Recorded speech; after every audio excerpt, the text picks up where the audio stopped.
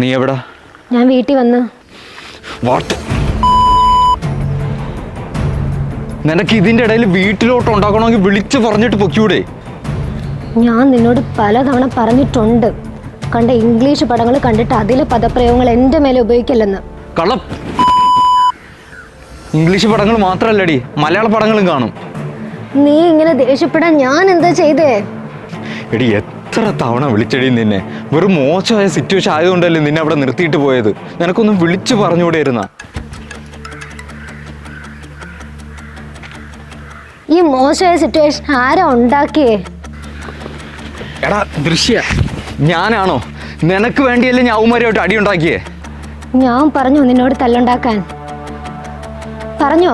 Okay okay, ഞാൻ തന്നെയാണ് പ്രശ്നങ്ങൾ ഉണ്ടാക്കിയത്, ഞാൻ തന്നെയാണ് തല്ലുണ്ടാക്കിയത്.